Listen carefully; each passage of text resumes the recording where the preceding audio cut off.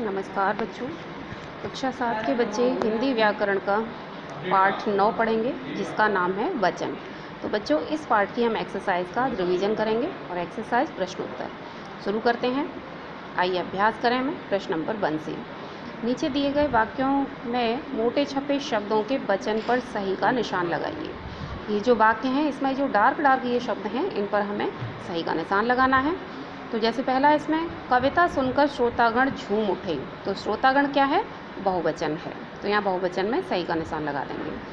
उसके बाद अगला है अर्णव की दुख भरी कहानी सुनकर मेरे आंसू आ गए, तो आंसू भी बहुवचन है, तो यहाँ इस बहुवचन पर सही का निशान लगाएंगे।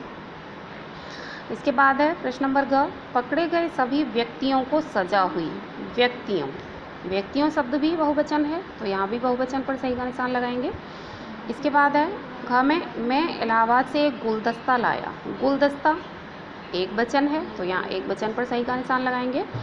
इसके बाद न में है मैंने कागज़ पर हस्ताक्षर कर दिए। हस्ताक्षर शब्द बहुवचन है, तो यहाँ बहुवचन पर सही का निशान लगाएंगे। इसके बाद अब आता है प्रश्न नंबर 2, नीचे दिए गए शब्दों के बहुवचन लिखिए। तो ये शब्द दिए गए इनके हम बहुवचन शब्द लिखने हैं। कौवा कौए, दादी दादियाँ, सेना सेनाएं, छात्र छात्राएं, चिड़िया चिड़ियाँ, प्रजा प्रजाएं।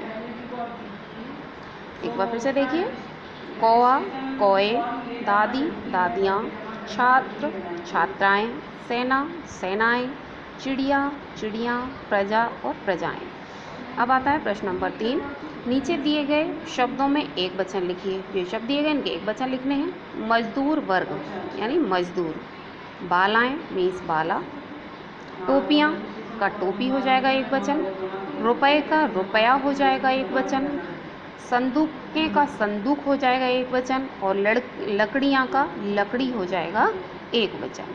तो इस तरह से हमें एक वचन बनाने हैं। अब आता है प्रश्न नंबर 4, नीचे दिए गए वाक्यों को शुद्ध करके लिखिए। ये जो वाक्य हैं इनमें कुछ वचन संबंधी गलतियां हैं, उसको सही करके लिखना है। तो प्रश्न नंबर का है इसमें घायल सैनिक ने प्राण त्याग दिया, तो त्याग दिया नहीं त्याग दिए, हम लिखेंगे घायल सैनिक ने प्राण त्याग दिए। इसके बाद ख में है हम वैष्णो माता के दर्शन करने गए थे। वैष्णो माता का दर्शन, का नहीं के, यहाँ लिखेंगे हम वैष्णो माता के दर्शन करने गए थे। अगला है ग वाला, परीक्षा में फेल होने पर रेखा का होश उड़ गया, तो यहाँ भी अशुद्ध है ये, हम इसको रेखा के होश उड़ गए शुद्ध शब्द होगा। तो हम शुद्ध वाक्य को लिखेंगे परीक्षा में फेल होने पर रेखा के होश उड़ गए।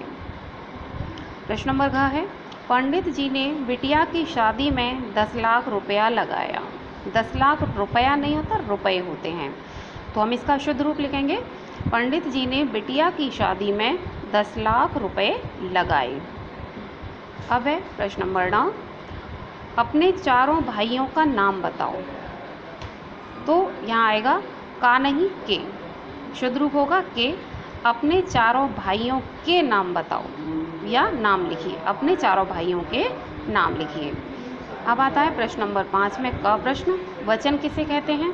तो हम इसके लिए लिखेंगे शब्द के जिस रूप से किसी वस्तु के एक या एक से अधिक होने का पता चलता है उसे हम वचन कहते हैं। शब्द के जिस रूप से किसी वस्तु के एक या उससे अधिक होने का पता चलता है उसे हम वचन कहते हैं। और वचन के 2 भेद होते हैं। इसमें दूसरे प्रश्न में है, प्रश्न नंबर 2 में है वचन कितने प्रकार के होते हैं, उदाहरण देकर समझाइए। तो हम लिखेंगे वचन 2 प्रकार के होते हैं, एक वचन और बहुवचन।